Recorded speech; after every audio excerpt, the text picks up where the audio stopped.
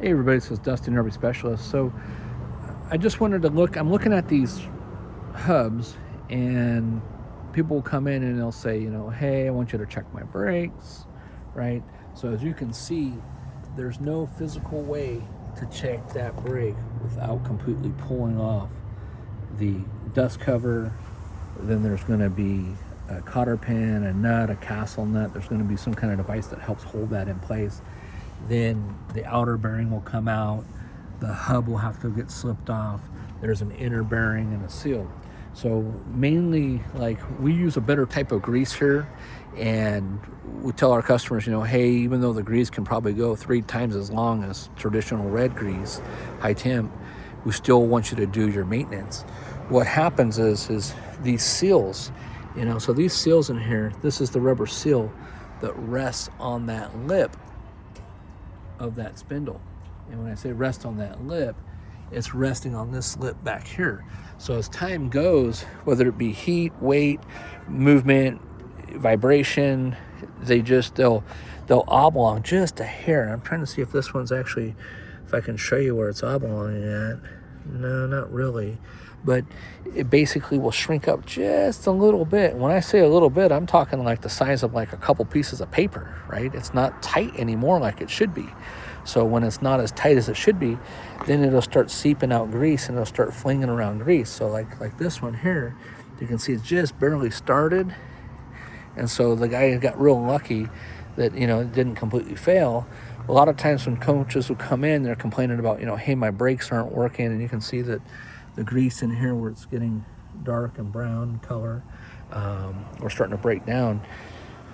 They'll come in and they'll say, hey, my brakes aren't working. Well, we'll find out that they haven't done a wheel bearing pack. And, some places are 12 months, 10,000 miles. Some places are 12 months, 12,000 miles.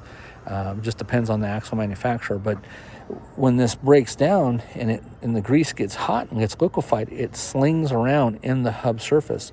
So this is actually where the magnet resides.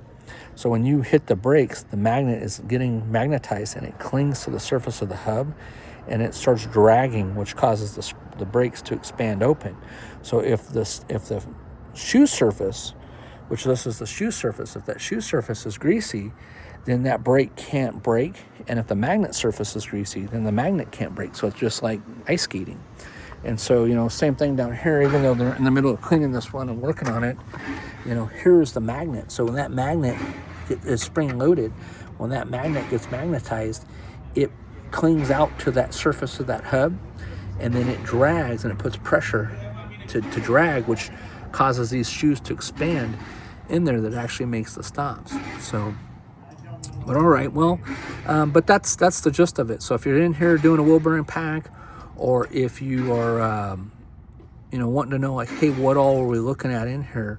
We're looking at all the springs, we're looking at the adjustment cables, we're looking at to see if the backing plate's still tight up against the drum. We're looking to see if the clips this is the clips that go on the actual brake shaft is still good, if the adjustments are still good, if the springs are broken or making contact.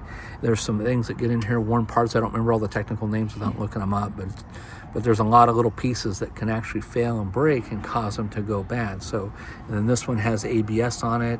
So there's a lot of stuff that we're checking to make sure, that the spring clips and that the mounts aren't bad, that there's nothing worn, that there's no scarring or damage on the spindles.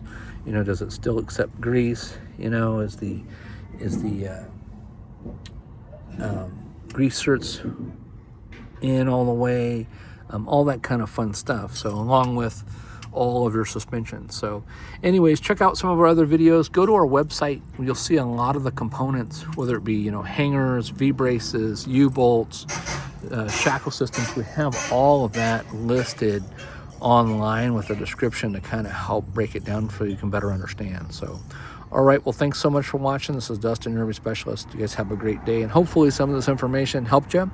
I know some of it sounds like repetitive, but every day we get a new member, a new person that joins. This is the first time for them. So if you're seeing our videos and some of them are repetitive and, man, he's doing something similar, just keep in mind, hey, there's somebody else that just bought one for the first time that doesn't know any of this stuff, or maybe it's somebody that's owned one and never really took the time to learn more about it and to understand why you need to have these maintenances performed.